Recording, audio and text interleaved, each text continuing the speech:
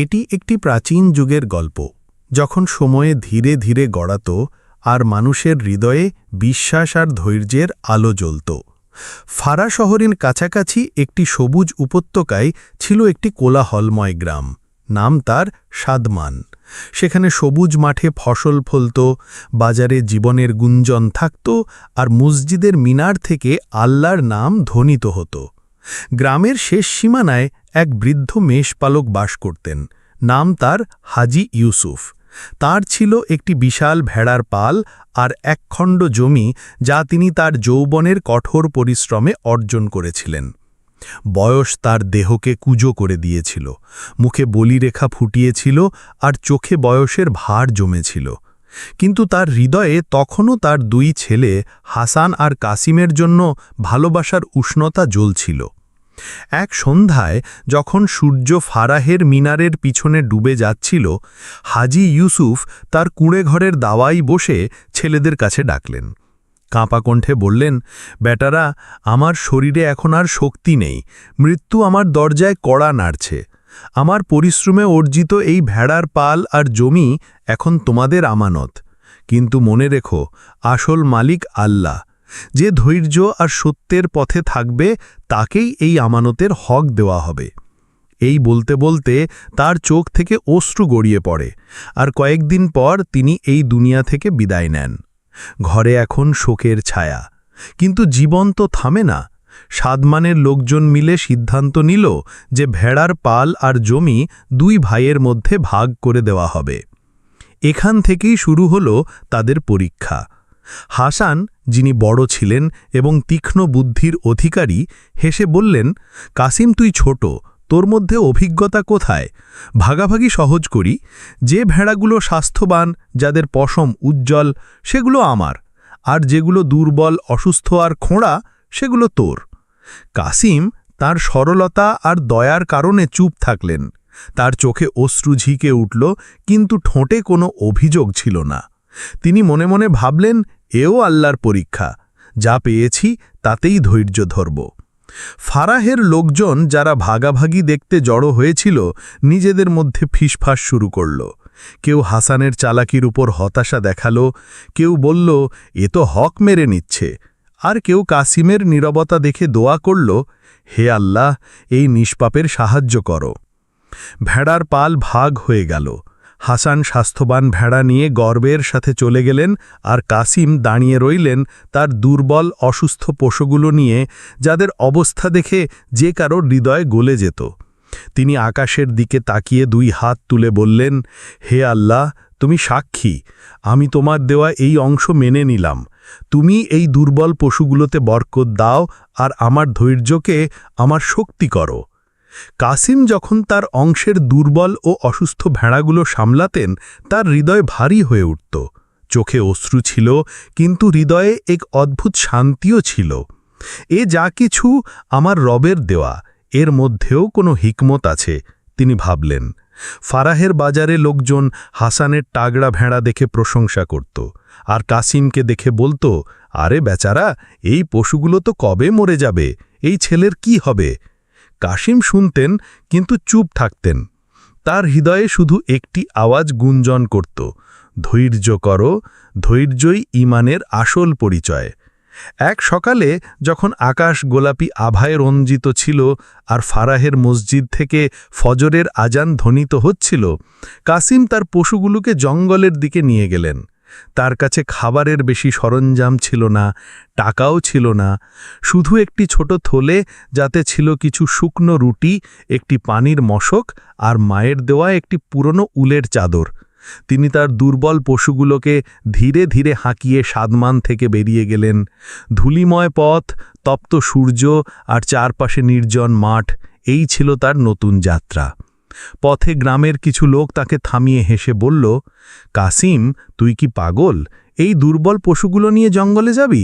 এক এক করে সব মরে যাবে, তোর ঘর তো উজাড় হয়ে যাবে। কাসিম শুধু মুচকি হেসে বললেন, যদি এদের মৃত্যু লেখা থাকে তবে কে ঠেকাতে পারে? আর যদি জীবন বাকি থাকে তবে আল্লাহই এদের সামলাবেন। জঙ্গলের হাওয়া ছিল বিশুদ্ধ, কিন্তু পরিস্থিতি কঠিন। বেশ কয়েকদিন কাসিমকে ক্ষুধা ও তৃষ্ণার সাথে লড়তে হল। কখনো পানির খোঁজে মাইলের পর মাইল হাঁটতে হতো, কখনো শুকনো গাছের ছায়ায় পশুগুলো বেঁধে নিজে ক্ষুধা সহ্য করতে হতো। এক রাতে পরিস্থিতি আরও কঠিন হয়ে উঠল। আকাশে কালো মেঘ ছেয়ে গেল, প্রচণ্ড হাওয়া বইতে শুরু করল, আর ভেড়াগুলো ছড়িয়ে ছিটিয়ে এদিক ওদিক ছুটতে লাগল। কাসিম ভিজতে থাকলেন, কাঁপতে থাকলেন, কিন্তু তার পশুগুলো খুঁজে একত্র করতে থাকলেন।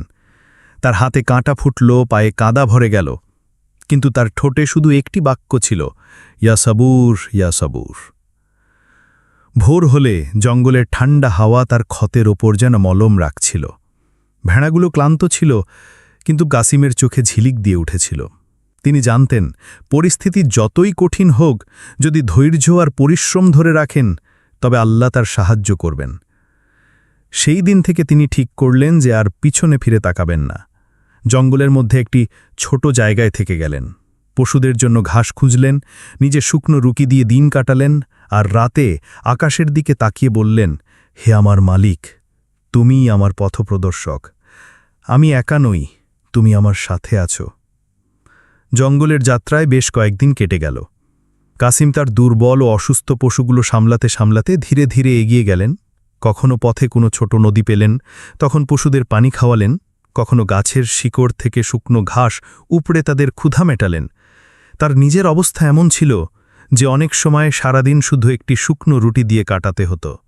তার কাপড় ধুলো ও কাদায় ভরে গেল, পায়ে ফোসকা পড়ে গেল, কিন্তু তার হৃদয়ে এক অদ্ভুত শীতলতা ছিল। প্রতি রাতে যখন আকাশে তারারা ঝিকমিক করত আর দূরের ফারাহের মসজিদ থেকে আজানের ধ্বনি তার স্মৃতিতে ভেসে উঠত, তখন তিনি চোখ বন্ধ করে বলতেন, হে রব, তুমিই আমার একমাত্র আশ্রয়, তুমিই আমার পথপ্রদর্শক। যদি তোমার করুণা থাকে, তবে এই বিপদ ও রহমতে পরিণত হবে। একদিন দুপুরের কথা, সূর্য তার তাপে জমিন পুড়িয়ে দিচ্ছিল। কাসিম একটি শুকনো গাছের নিচে বসেছিলেন। তার মোশক খালি হয়ে গিয়েছিল আর গলা তৃষ্ণায় শুকিয়ে যাচ্ছিল। পশুগুলোও হাঁপাচ্ছিল। হঠাৎ দূর থেকে একটি মৃদু আওয়াজ শোনা গেল। জঙ্গলের নিস্তব্ধতায় সেই আওয়াজ কিছুটা আলাদা ছিল, যেন কোনো বৃদ্ধ তসবি পড়তে পড়তে ধীরে ধীরে এগিয়ে আসছে। কাসিম মাথা তুলে দেখলেন, সামনে থেকে একজন সাদা দাড়িওয়ালা বুড়ো আসছেন। তার পোশাক পুরানো কিন্তু পরিষ্কার, হাতে কাঠের লাঠি আর মুখে অদ্ভুত নুরানি দীপ্তি। কাসিম বিস্ময়ে উঠে দাঁড়ালেন। বুড়ো দরবেশ কাছে এসে মুচকি হেসে বললেন, হে যুবক, তোকে দেখে মনে হচ্ছে তুই অনেক পরীক্ষার মধ্যে দিয়ে যাচ্ছিস। কি হয়েছে? কেন এই দুর্বল পশুগুলো নিয়ে একা জঙ্গলের পথ ধরেছিস? কাসিম আদব করে পুরো ঘটনা খুলে বললেন। বাবা, ফারাহের সাদমান গ্রামে আমার ভাগাভাগি হয়েছে। আমার অংশে এই অসুস্থ ভেড়াগুলো এসেছে। লোকজন হাসাহাসি করে বলে এগুলো সব মরে যাবে, কিন্তু আমি ধৈর্য ধরার সিদ্ধান্ত নিয়েছি। আল্লাহ যা দেবেন তাতেই রাজি থাকব। দরবেশের চোখ সজল হয়ে উঠল। তিনি আকাশের দিকে তাকিয়ে বললেন, বেটা, মনে রাখিস, দুর্বলতা কখনো বোঝা নয়, অনেক সময় তাই তোর শক্তি হয়ে ওঠে। ধৈর্যশীল কখনো লাঞ্ছিত হয় না, পরিশ্রমীর পথে বরকত নেমে আসে। তুই এই পশুগুলো সামাল দে, আল্লাহ তোর জন্য এমন দরজা খুলবেন যার তুই কল্পনাও করিসনি। এই বলে দরবেশ কাসিমের মাথায় হাত রাখলেন। তার ঠোঁট থেকে মৃদু দোয়া বের হল, হে আল্লাহ, এই যুবকের পরিশ্রমকে তার শক্তি করো, তার ধৈর্যকে তার সম্পদ করো, আর তার পথে রহমত ছড়িয়ে দাও। কাসিমের হৃদয় যেন হালকা হয়ে গেল। তৃষ্ণা, ক্লান্তি, একাকিত্ব সব এক মুহূর্তের জন্য অদৃশ্য হয়ে গেল।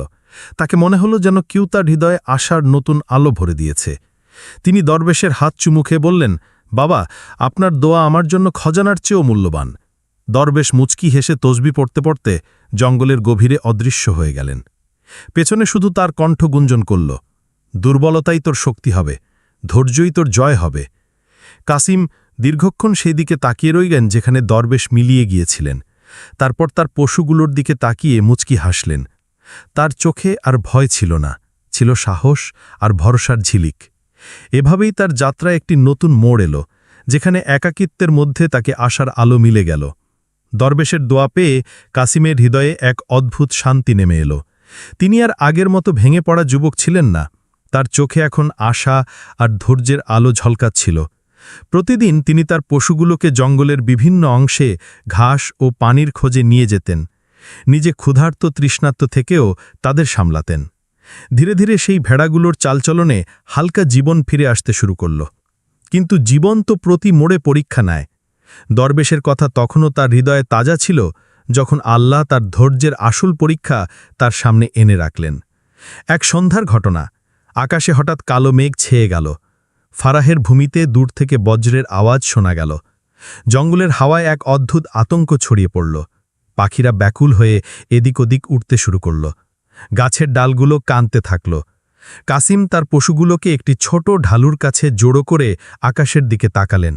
হৃদয়ে ভয় ছিল, কিন্তু জিহ্বায় সেই একই বাক্য, ইয়া সাবুর, তুমি আমার আশ্রয়। কিছুক্ষণ পরই ঝাড় বৃষ্টি শুরু হলো। প্রচণ্ড হাওয়ার সাথে মুষলধারে বৃষ্টি নামল। ঝড় এত তীব্র ছিল যে গাছ উপড়ে পড়তে শুরু করল। মাটির দেয়াল ভেঙে পড়ল। পশুগুলো একে একে ভয়ে এদিক ওদিক ছুটতে থাকল। কাসিমের হৃদয়ে কেঁপে উঠল। তিনি ভিজতে ভিজতে কাপা হাতে প্রতিটি ভেড়ার পেছনে ছুটলেন। কখনো কাউকে কাঁটার থেকে বের করলেন, কখনো কাউকে কাদা থেকে টেনে তুললেন। অন্ধকার নেমে এলো। বিদ্যুতের ঝলকানিতে জঙ্গল আলোকিত হল। আর তারপর কালো রাত তাকে গ্রাস করল। পায়ের ফোসকা ফেটে গেল, কাপড় ছিঁড়ে গেল। কিন্তু কাসিম হার মানলেন না। তিনি প্রতিবার পড়ে উঠলেন আর ডাকলেন, হে আল্লাহ, এগুলো তোমার আমানত, এদের আমার থেকে আলাদা করো না। সারা রাত তিনি এই পরিশ্রমে লেগে থাকলেন। কখনো পশুদের ঘণ্টার আওয়াজ শুনে তাদের দিকে ছুটলেন, কখনো অন্ধকারে শুধু আওয়াজ ধরে দৌড়ালেন। শরীর ক্লান্তিতে ভেঙে পড়ল, কিন্তু হৃদয়ে দরবেশের কণ্ঠ গুঞ্জন করল, দুর্বলতাই তোর শক্তি হবে, ধৈর্যই তোর জয় হবে। ভোরের প্রথম আলো ফোটার সাথে সাথে কাসিম মাটিতে লুটিয়ে পড়লেন। শরীর মাটি আর পানিতে লেপে গিয়েছিল, চোখে ঘুম আর ক্লান্তির ভার। কিন্তু যখন তিনি চারপাশে তাকালেন, তার হৃদয় ভরে উঠল। তার সব ভেড়া, যদিও জখম আর ক্লান্ত, তার চারপাশে জড়ো হয়েছিল। কিছু আহত, কিছু ক্লান্ত, কিন্তু জীবিত ও নিরাপদ। কাসিম হাঁটু গেড়ে বসে আকাশের দিকে হাত তুলে কাঁদতে কাঁদতে বললেন, হে আল্লাহ, তুমি কত করুণাময়। ঝড়ের রাতে তুমি আমার সাথ ছেড়ে যাওনি। আমার পরিশ্রম আর ধৈর্যকে তুমি বৃথা যেতে দাওনি। তার চোখের অশ্রু বৃষ্টির ফোঁটার সাথে মিশে গাল বেয়ে গড়িয়ে পড়ল। তার হৃদয়ে এখন বিশ্বাস আরও দৃঢ় হল, যে ধৈর্য করে তার জন্যে রহমতের দরজা অবশ্যই খোলে।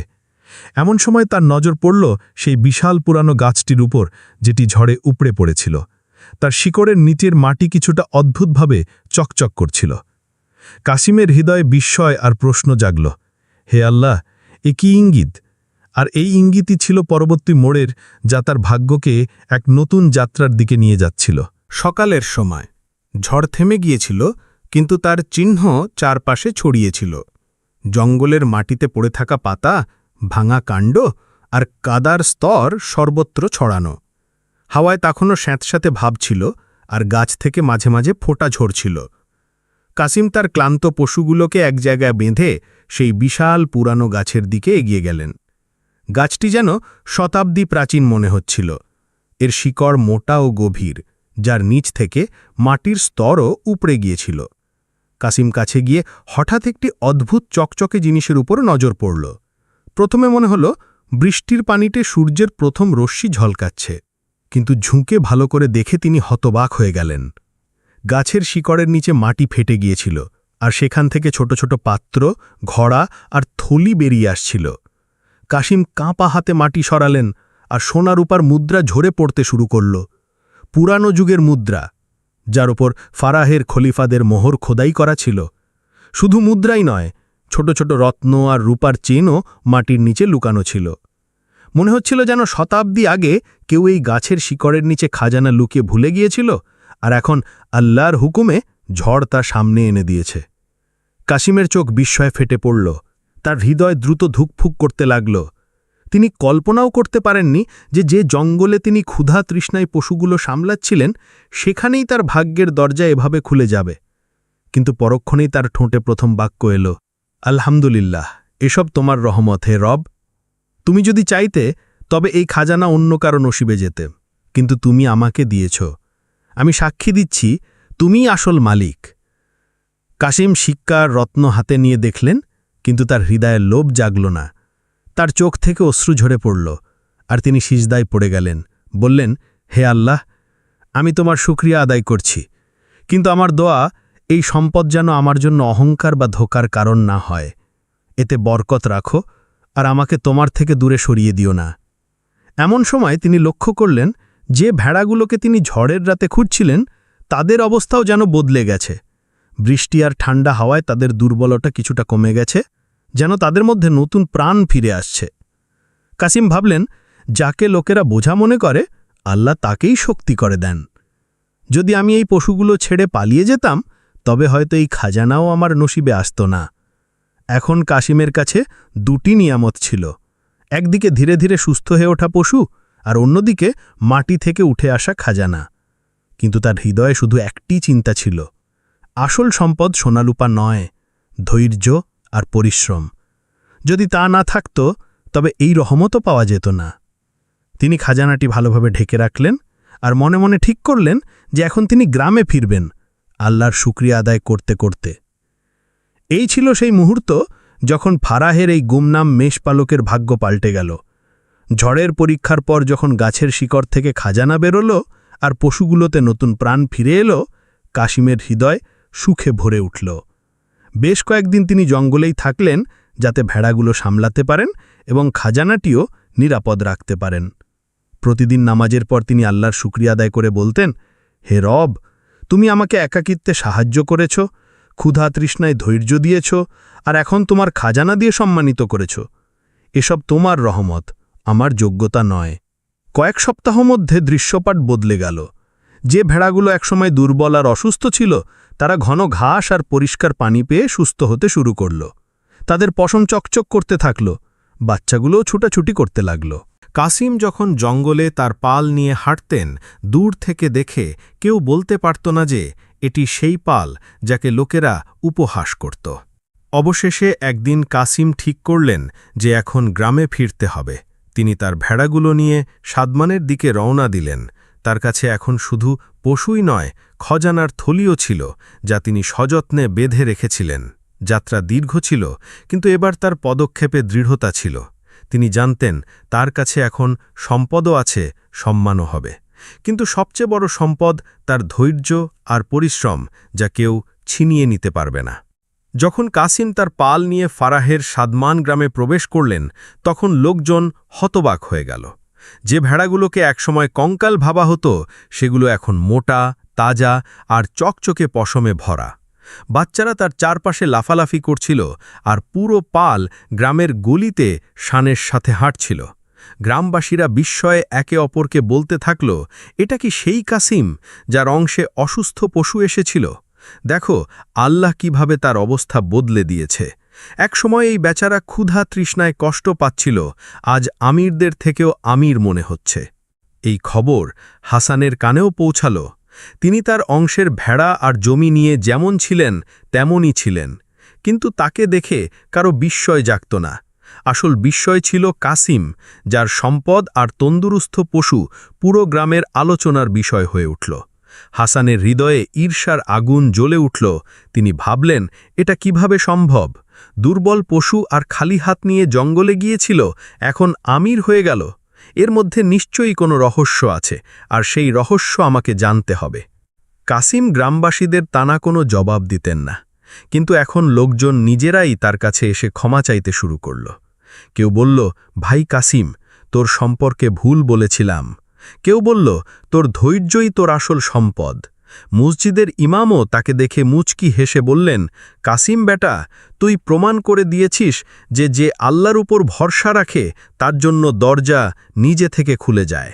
সম্পদ মানুষের হাতে থাকে, কিন্তু ধৈর্য তার হৃদয়ে। কাসিম নত হয়ে বলতেন, জনাব, এসব আমার রবের করুণা। যদি তার রহমত না থাকত তবে আমি এখনও জঙ্গলে একা কাঁদছিলাম। গ্রামের বাচ্চারা তার ভেড়ার পেছনে ছুটত আর নারীরা দোয়া করত। যাকে একসময় দুর্বলদের মালিক বলা হতো, সে এখন পুরো সাদমানের সম্মান হয়ে উঠল। কিন্তু এই আমিরি আর সম্মান হাসানের হৃদয়ে কাঁটার মতো বিঁধতে শুরু করল। তিনি ভাবতে শুরু করলেন কিভাবে এই আমানতের উপর নিজের হক প্রতিষ্ঠা করবেন। গ্রামে যখন কাসিমের সম্মান বাড়তে থাকল আর তার ভেড়ার পাল দিন দিন তন্দুরুস্ত ও বড় হতে থাকল, হাসানের হৃদয়ে ঈর্ষার আগুন আরও ভয়ঙ্কর হয়ে উঠল। তিনি প্রতিদিন দেখতেন যে লোকজন এখন কাসিমের প্রশংসা করে, তাকে দোয়া দেয় আর তার আমিরির কথা বলে। একসময় তারাই তাকে বুদ্ধিমান আর শক্তিশালী বলতো, কিন্তু এখন তাদের জিহ্বায় শুধু কাসিমের নাম। হাসান বারবার নিজের হৃদয়কে বোঝানোর চেষ্টা করলেন, আমিও তো মোটাতাজা ভেড়া পেয়েছিলাম, আমারও জমি ছিল, তবু আমি কেন পিছিয়ে পড়লাম? আর এই কাসিম, যার কাছে শুধু অসুস্থ পশু ছিল, সে আজ কিভাবে সবার প্রিয় হয়ে গেল? কিন্তু ঈর্ষার বিষ এত তীব্র ছিল যে তার বুদ্ধি আর চোখ সব ঢেকে গেল। তিনি ঠিক করলেন যে যেভাবেই হোক এই খাজানার উপর হাত পড়তে হবে। এক সন্ধ্যায় হাসান কাসিমকে তার বাড়িতে ডাকলেন। দরজায় মুচকি হেসে বললেন, ভাইজান, ভেতরে আয়, অনেক দিন ধরে আমরা দুই ভাই বসে গল্পই করিনি। কাসিম সরল ছিলেন। তিনি ভাবলেন হয়তো ভাইয়ের হৃদয়ে গলে গেছে। তিনি খুশি মনে ভেতরে গেলেন। হাসান নরম সুরে বললেন, কাসিম, শুনেছি তুই খুব আমির হয়ে গেছিস। আল্লাহর শুকরিয়া। সত্যি বলছি, তোর সাফল্য দেখে আমার হৃদয়ও খুশি। কিন্তু ভাই, এই গ্রাম তো ছোট, এখানে লোকেরা কারো আমিরই দেখলে তাড়াতাড়ি ঈর্ষা করে। যদি তারা জানতে পারে তোর কাছে খজানা আছে, তবে তারা তোর ওপর হামলা করবে। কাসিম চমকে উঠলেন, ভাই, এ কি কথা বলছিস? এই সম্পদ তো আল্লাহর আমানত, যিনি দেবেন তিনিই রক্ষা করবেন। হাসান চালাকি ভরে বললেন, ঠিকই বলছিস, আল্লাহই রক্ষাকারী, কিন্তু দুনিয়ার লোকদের ভয় তো থাকেই। কেননা আমরা দুজনে মিলে এই খজানাটা মাটির নিচে গেড়ে রাখি, যাতে কেউ এর গন্ধও না পায়। তুই আর আমি দুজনে এর রক্ষক থাকব, যখন দরকার হবে বের করে নেব। কাসিমের হৃদয় ছিল পরিষ্কার, তিনি সন্দেহ করার অভ্যেসই জানতেন না। তিনি ভাবলেন, ভাই আমার ভালো চায়, তার অভিজ্ঞতাকে অস্বীকার করি কিভাবে? তিনি রাজি হয়ে গেলেন। দুই ভাই রাতে গ্রামের বাইরে গিয়ে একটি নির্জন জায়গা বেছে নিলেন। সেখানে মাটি খুঁড়ে পুরো খজানা গেড়ে ফেললেন। ওপরে মাটি চাপিয়ে জায়গাটি সমান করে দিলেন। হাসান মাটিতে হাত মেরে বললেন, এখন এই রহস্য শুধু আমরা দুজন জানি, কেউ তৃতীয় ব্যক্তি জানলেও এই জায়গার হদিশ পাবে না। কাসিম নিষ্পাপভাবে বললেন, হ্যাঁ ভাই, তুই ঠিক বলছিস, আল্লাহ সাক্ষী, এই সম্পদে আমার কোনো অহংকার নেই, যা আছে আমাদের দুজনের। কিন্তু হাসানের হৃদয়ে অন্য পরিকল্পনা পাকাপুকি হচ্ছিল। তিনি ভাবছিলেন, এখন তো আমি এটাকে ভরসা দিয়েছি, এখন সঠিক সময় এটাকে কোনো অজুহাতে দূরে পাঠিয়ে পুরো খজানা একাই নিয়ে নেব। তার চোখে চালাকির ঝিলিক ছিল, কিন্তু কাসিম তার ভাইয়ের চোখের সেই ঝিলিক দেখতে পাননি। তিনি ভাবছিলেন হাসান সত্যিই তার সাহায্য করতে চায়, অথচ বাস্তব ছিল যে তার নিকটতম আত্মীয়ই তার পিঠে ছুরি ওয়ারার প্রস্তুতি নিচ্ছিল। এভাবে কাসিমের আমানত এখন মাটির নিচে গেঁড়া ছিল, কিন্তু ভাইয়ের ঈর্ষার আগুন সেই আমানতকে পরবর্তী পরীক্ষার দিকে ঠেলে দিয়েছিল। তিনি তাড়াতাড়ি থলিগুলো বেঁধে রাতের অন্ধকারে ফারাহের পথ ধরলেন। ইতিমধ্যে কাসিম জঙ্গলের দূরবর্তী অংশে ওষুধের খোঁজ করছিলেন। ক্ষুধা তৃষ্ণা সহ্য করে, ক্লান্তি সহ্য করে, কিন্তু তার হৃদয়ে ভাইয়ের ভালোবাসার ওপর ভরসা ছিল। যখন তিনি ক্লান্ত হয়ে ফিরে এলেন, তখন দেখলেন জায়গাটি ফাঁকা, খজানা গায়েব, আর হাসান কোথাও নেই। কাসিমের হৃদয়ে যেন পাহাড় ভেঙে পড়ল, তার চোখ থেকে অশ্রু ঝরে পড়ল। তিনি মাটিতে লুটিয়ে পড়ে ফুপিয়ে কাঁদতে থাকলেন, হে আল্লাহ, আমি তো ভাইয়ের ওপর ভরসা করেছিলাম, সেই আমাকে লুটে নিল, এখন আমার কাছে কি আছে? তার চিৎকার জঙ্গলের নিস্তব্ধতায় গুঞ্জন করছিল। কিন্তু ঠিক তখনই তাকে দরবেশের কণ্ঠ মনে পড়ল, দুর্বলতাই তোর শক্তি হবে, ধৈর্যই তোর জয় হবে। তিনি আস্তিন দিয়ে অশ্রু মুছে বললেন, ঠিক আছে, যদি এই সম্পদ আমার থেকে চলে গেছে, তবে আল্লাহর মর্জিতেই গেছে, আমি তবু ধৈর্য করব। আমার আসল সম্পদ এই পশু আর আমার ধৈর্য। ধোকার সেই রাতের পর কাসিমের জীবন যেন থমকে গেল। তার হৃদয় বারবার বলছিল, যাকে আমি আমার সাহায্যকারী ভেবেছিলাম, সেই আমার পিঠে ছুরি মেরে চলে গেছে। তিনি সেই জায়গার মাটির কাছে বসে থাকলেন, যেখানে খজানা গেড়া ছিল। বারবার হাত দিয়ে মাটি কুড়জান, যেন কোথাও থেকে সিক্কা আবার বেরিয়ে আসবে, কিন্তু সেখানে শুধু ফাঁকা মাটি ছিল, আর তার চোখের অশ্রু থামছিল না। কয়েক ঘণ্টা তিনি নির্বাক বসে থাকলেন। ক্ষুধার যন্ত্রণা, তৃষ্ণার জ্বালা আর ধোঁকার কষ্ট তাকে ভেতর থেকে ভেঙে দিয়েছিল। কিন্তু রাত গভীর হলে আকাশে তারারা জ্বলে উঠল, আর তার স্মৃতিতে দরবেশের কণ্ঠ গুঞ্জন করল, দুর্বলতাই তোর শক্তি হবে, ধৈর্যই তোর জয় হবে। তিনি আস্তিন দিয়ে অশ্রু মুছে বললেন, ঠিক আছে, যদি এই সম্পদ আমার থেকে চলে গেছে তবে আল্লাহর মর্জিতেই গেছে, আমি তবু ধৈর্য করব। আমার আসল সম্পদ এই পশু আর আমার ধৈর্য। ধোকার সেই রাতের পর কাসিমের জীবন যেন থমকে গেল। তার হৃদয় বারবার বলছিল, যাকে আমি আমার সাহায্যকারী ভেবেছিলাম সেই আমার পিঠে ছুরি মেরে চলে গেছে। তিনি সেই জায়গার মাটির কাছে বসে থাকলেন যেখানে খজানা গেড়া ছিল। বারবার হাত দিয়ে মাটি কুড়লেন, যেন কোথাও থেকে সিক্কা আবার বেরিয়ে আসবে, কিন্তু সেখানে শুধু ফাঁকা মাটি ছিল, আর তার চোখের অশ্রু থামছিল না। কয়েক ঘণ্টা তিনি নির্বাক বসে থাকলেন। ক্ষুধার যন্ত্রণা, তৃষ্ণার জ্বালা আর ধোঁকার কষ্ট তাকে ভেতর থেকে ভেঙে দিয়েছিল। কিন্তু রাত গভীর হলে আকাশে তারারা জ্বলে উঠল, আর তার স্মৃতিতে দরবেশের কণ্ঠ গুঞ্জন করল, দুর্বলতাই তোর শক্তি হবে, ধৈর্যই তোর জয় হবে। কাসিম কাঁপা হাতে আকাশের দিকে তুলে বললেন, হে আল্লাহ, আমার ভাই আমাকে ছেড়ে চলে গেছে, আমার খজানা আমার থেকে ছিনিয়ে নেওয়া হয়েছে, কিন্তু তুমি এখনও আমার সাথে আছো। যদি তুমি চাও তবে আমার ধৈর্যই আমার সম্পদ হবে। আমি তোমার হুকুমের কাছে মাথা নত করছি। তার চোখের অশ্রু ঝরছিল, কিন্তু হৃদয়ে এক অদ্ভুত শান্তি নেমে এলো। ভোরে সূর্য ওঠার সাথে সাথে কাসিম তার পশুগুলোর দড়ি খুলে দিলেন। তারা তখনও তার চারপাশে ছিল, যেন বলছিল, আমরা তোমার সাথী, আমরা তোমাকে কখনো একা ছাড়ব না। কাসিম তাদের স্নেহ করে স্পর্শ করে বললেন, তোমরাই আমার আমানত, তোমরাই আমার আসল সম্পদ। যদি ধৈর্য আর পরিশ্রমে তোমাদের সামলাই, তবে তোমরাই আমার জীবনের সাহায্য হবে। সেই দিন থেকে তিনি তার হৃদয় থেকে খজানার দুঃখ বের করে দিলেন, আর আগের মতোই পরিশ্রম শুরু করলেন। যখন তিনি ভেড়াগুলো নিয়ে গ্রামে ফিরলেন, লোকজন তার মুখে বিষণ্ণতা দেখল। কেউ তাচ্ছিল্য করে বলল, দেখো, তার খজানা লুট হয়ে গেছে। কেউ বলল, লোভ করেছিল, এখন সব গেছে। কিন্তু কাসিম কাউকে জবাব দিলেন না, শুধু মুচকি হেসে বলতেন, আসল সম্পদ মানুষের হৃদয়ের ধৈর্য, আল্লাহ যা দেন তাই আমার অংশ। সময় পেরিয়ে গেল। কাসিম তার পশুগুলোকে জঙ্গলের সেরা ঘাস খাওয়ালেন, তাদের যত্ন নিলেন, তাদের পশম বিক্রি করে রোজগার করলেন। ধীরে ধীরে তার পাল আরও তন্দুরুস্ত আর বড় হতে থাকল। গ্রামবাসীরা আবার বিস্মিত হতে শুরু করল। এই ছেলে প্রতিবার ধোঁকা খাওয়ার পরও কেন ভাঙে না? এর ধৈর্য তাকে বারবার সামলে নেয়। আর কাসিমের হৃদয় প্রতিদিন বলত, যে আল্লাহর উপর ভরসা রাখে সে কখনো একা হয় না। তার জীবন এখন নতুন পরীক্ষার দিকে এগিয়ে যাচ্ছিল, কিন্তু এবার তার ধৈর্য আর পরিশ্রমে আরও দৃঢ়তা এসেছিল। কাসিমের হৃদয় ধোঁকার দুঃখ থেকে ধীরে ধীরে সামলে উঠেছিল।